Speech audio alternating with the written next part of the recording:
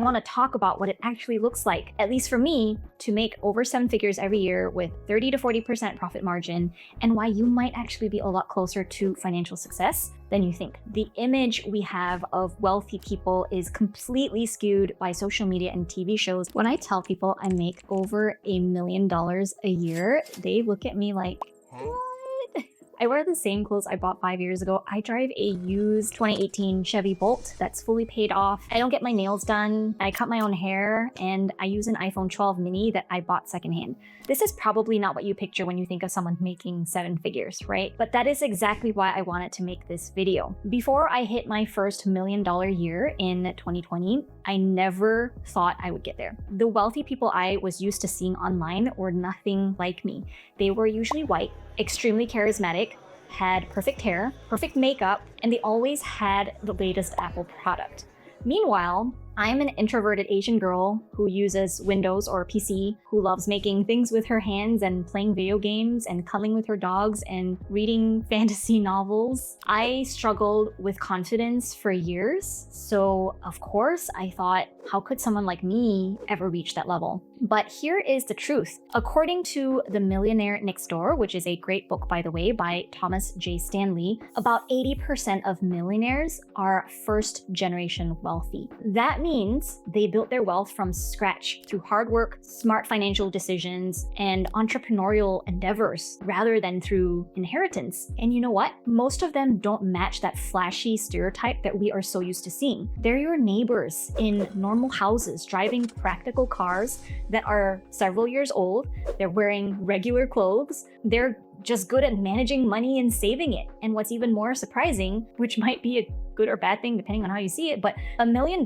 these days isn't even worth that much anymore. After expenses that might be $300,000 to $400,000, and then about 30% of that goes to taxes, you're not left with a whole lot, especially considering inflation and living expenses. But don't get me wrong, it is definitely still a very good living, but you can't go and buy like a private jet or a mansion, especially not in bigger cities like Los Angeles. But you know what I can buy? Creature comforts that increase my quality of life, like having a cleaner come out twice a month, being able to DoorDash food when we don't want to cook. I spent $3,000 on a purple mattress that I love. We turn on our AC and heater whenever we want. Heck, I remember when I was growing up in Malaysia, we never had the AC on. We just used a ceiling fan, but when nights got really, really hot, it would be a treat to turn on the AC in just one room, and then all of us would huddle in that room for the night to save money. I would sleep on the floor in a sleeping bag. Now it is such a luxury to me to live comfortably and have temperature control. The biggest misconception that people have, though, is that getting to 7 figures means hustling 24/7 and working yourself to the bone because you're shamed into thinking that if you don't, you're not trying hard enough. In my experience, it was actually the opposite. The less I did, the less I worked, which meant being more strategic about what I was spending my time doing, the more money I made. When I first started with my polymer clay jewelry business, I was doing everything, all the things. I was posting on every social media platform multiple times a day, trying different marketing tactics like blogging, SEO, Facebook, Instagram, Pinterest. I was working every waking hour I could remember, and I made some progress because, I actually took the time to learn each thing. I invested time to practice and do them well. But the progress I made was not proportionate, not even close to the energy I was putting in. And I was stuck in that cycle for years. I was working full-time hours and making like $2 to $3 an hour. So obviously something wasn't working, right? And my business only started to take off when I completely changed my approach to focus on figuring out how to get more of what worked to happen more often. But instead of simply just doing more of the same thing, which leads to burnout and is unsustainable, I focused on 10xing my results by changing the strategy entirely. For example, my YouTube channel struggled for a few years until I completely transformed the strategy to focusing more on the concept of the video and less about how frequently I posted. And suddenly my videos went from like sub 1,000 views to tens of thousands and even hundreds of thousands of views. It wasn't about working harder by posting more. It was about working smarter by focusing on the 80-20, the few things that make the biggest impact. This is the sort of thing I geek out over, and is exactly why I started the Nerdy Creatives Club. This is for shop owners who are making some sales here and there, but who are tired of hustle culture and want to be smarter about their time and energy. So every month I curate for you one thing that will 10x your business over time that you can do in just a few sit-down sessions. We have co-working implementation sessions, we have high-level conversations inside the group, monthly coaching with me. It is such a great group that I get so excited for. The club may not be open for enrollment right now, but you can join the waitlist in the link in the description below. We only allow a limited number of people to join at a time, so keep your eyes open on your inbox when it's open if you're interested. Now, another thing that helped me get to consistent $1 million sales years is I became immune to flashy marketing from other people saying like, Instagram is the only way to grow your business, or how everyone flocked to TikTok because that's where it's at. There are so many ways to make money online, but the foundations don't really change. So as long as you know business, you can make your own cocktail, or in my case, mocktail of platforms and channels you want to be on. So I built a portfolio of businesses that operate in a way that works perfectly for my personality and energy. Some people like doing Instagram. Keep doing Instagram if it works for you. But as a highly sensitive, introverted creative, I did not want to build a business that required me to show up at a specific time every day or week in order for me to make money. I want the freedom to do what I want, when I want, and for my effort to be highly leveraged so that every hour I invest in my business pays me back in big revenue for many years after that. And that's how I design my business to fit that lifestyle. I don't super rely on social media or any marketing that's short-lived, but I invest a ton into my YouTube channel, paid ads like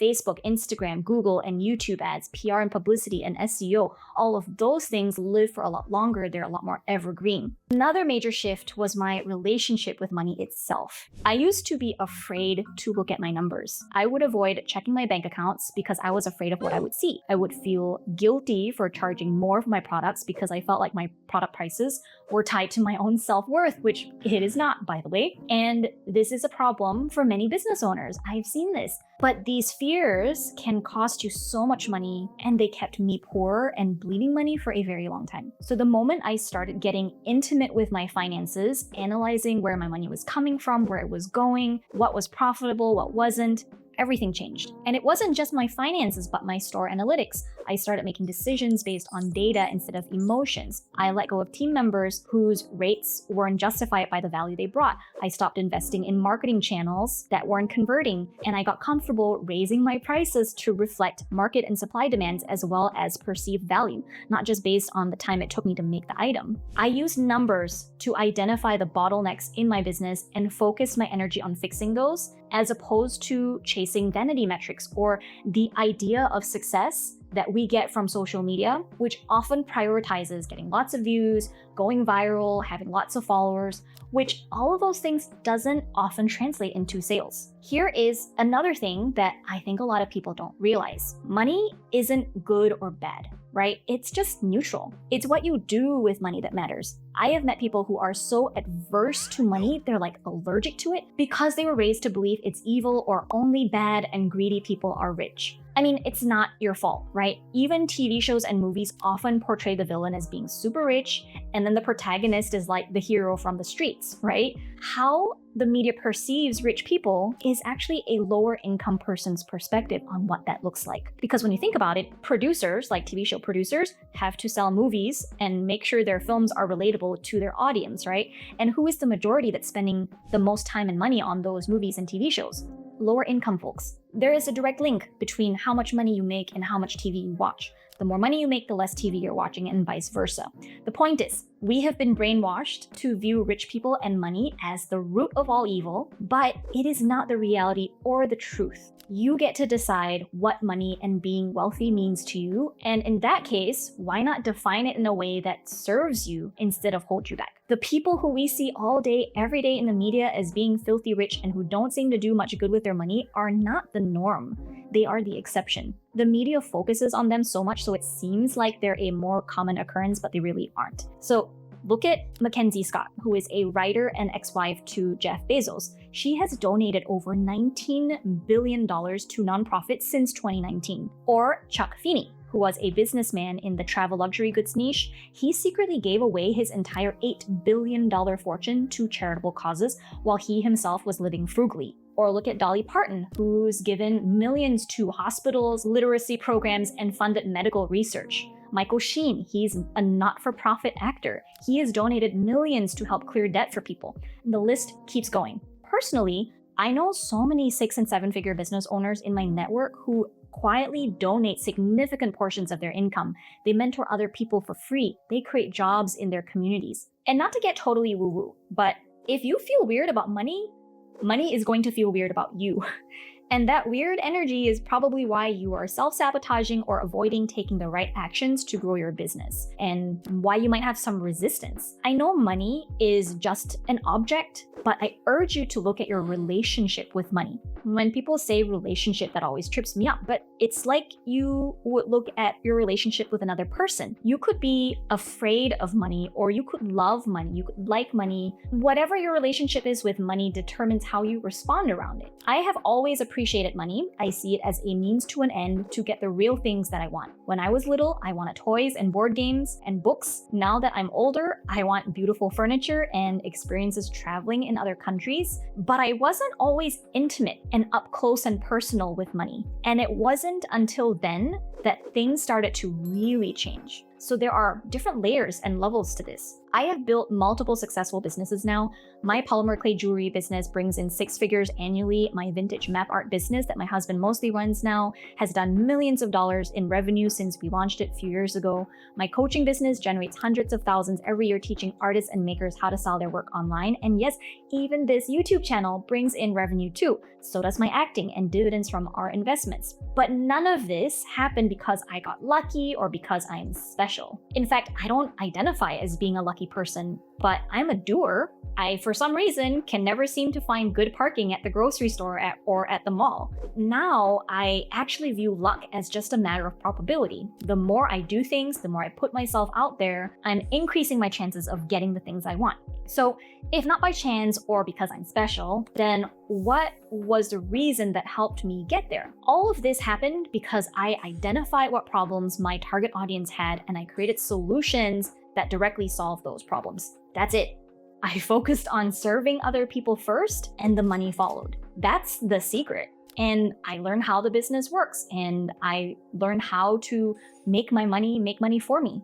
I understand the desire to be charitable. I know a lot of people are that way, but the reality is you are not going to help anyone if you're poor. I mean, you probably could, but you won't make much of an impact. The biggest takeaway I want you to have is you don't need to look or be a certain way to make a lot of money. You can be awkward like me. You can be introverted. You can work in your pajamas. You can be a creative person who thinks differently or who is neurodivergent. You can be big or small or Hispanic or Asian. You can be just the way you are and still become wealthy.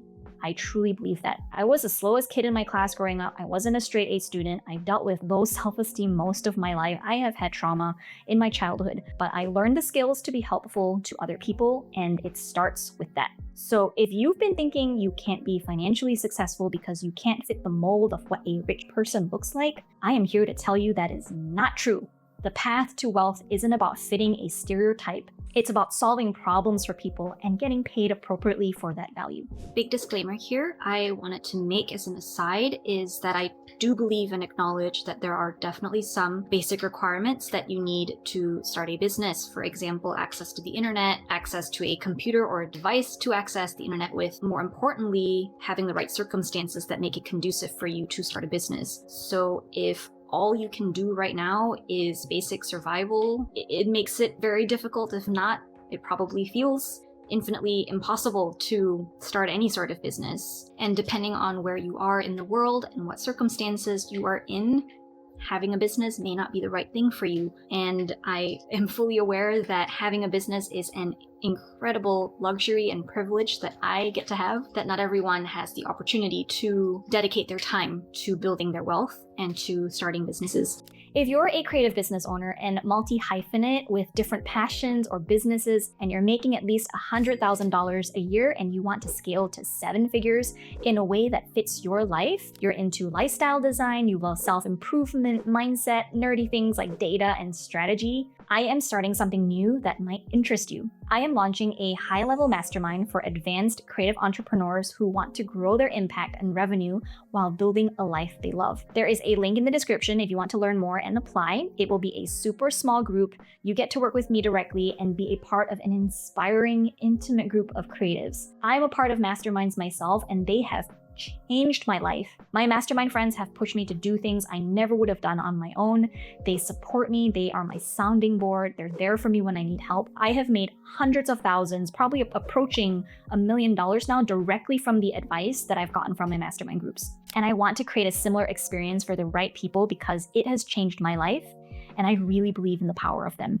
So check out the link in the description and apply if that sounds exciting to you.